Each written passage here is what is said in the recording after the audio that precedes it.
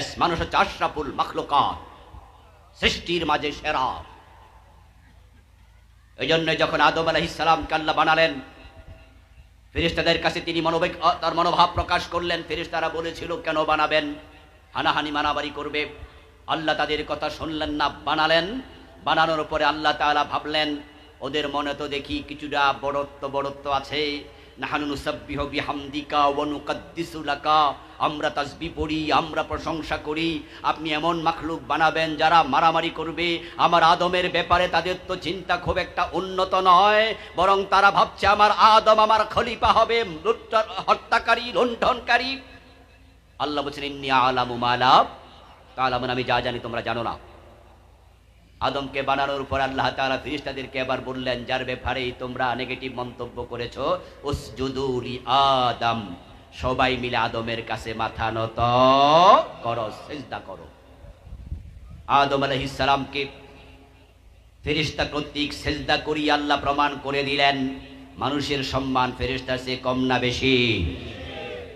আল্লামা সাইদির মতো এই চরিত্রের মানুষ, যিনি বিগত 13টি বছর কারারুদ্ধ ছিলেন, যদি এই 13 বছর তিনি মাঠে ময়দানে থাকতেন তাহলে তার হাতে আরো কয়েক হাজার কাফের মুসলমান হতে পারত।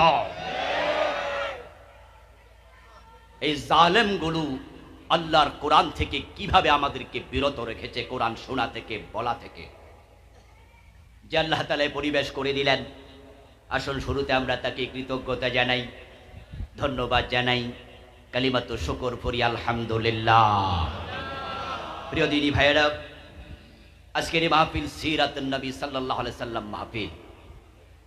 আমরা প্রিয় নবীর চরিত্র নিয়ে সব সময় কথা বলি, বলতেই হবে, কারণ তিনি হচ্ছেন আমাদের একমাত্র আদর্শ, তিনি আমাদের মডেল, তিনি আমাদের উসওয়া, তিনি কদওয়া, তিনি নামুজাজ, তিনি ইমাম, তিনি সাইয়্যিদ, তিনি আইডল।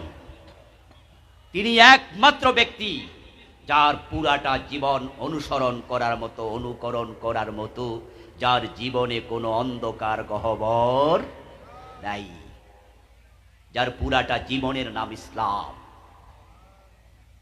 যার ভিতর বাহির সবটা সমান।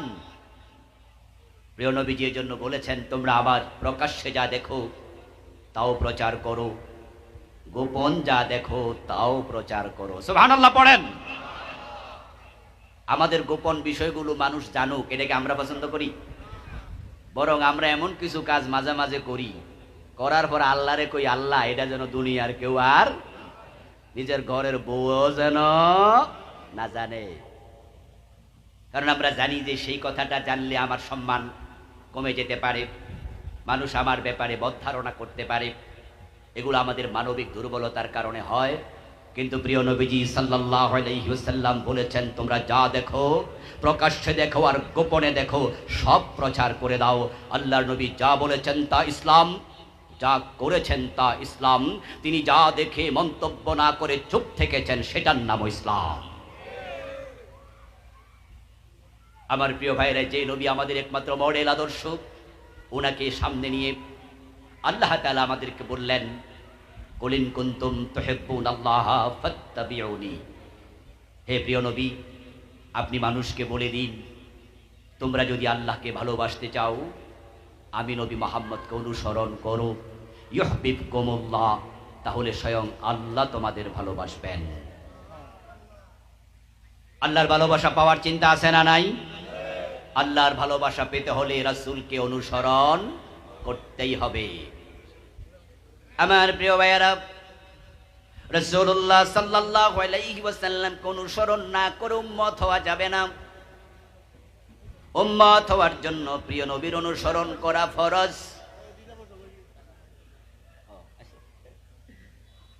আমাদের ধামতির পীর সাহেব আসছে, মহতারাম বাহাউদ্দিন। আমি তো দামতি থেকে পাশ করে গেছি 2001-এ। বাহাউদ্দিন অনেক ছোট ছিল তখন, আমাদের খুব স্নেহের ছিল।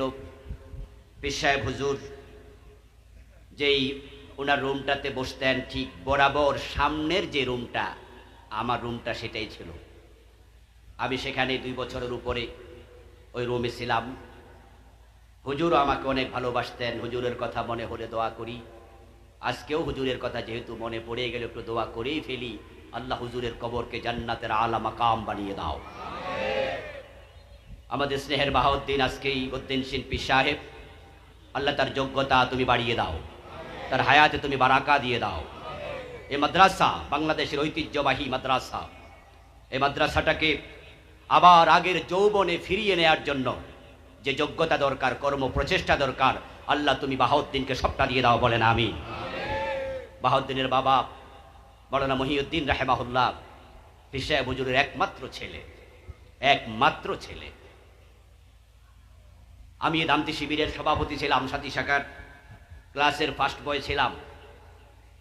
ক্লাসের ফার্স্ট বয় থাকার কারণেই ওস্তাদরা ভালোবাসতেন, কারণ ধামতির মানুষ আপনারা জানেন, যারা ক্লাসে সবচেয়ে ভালো তাদেরকে দিয়ে ভালো রেজাল্ট হয়।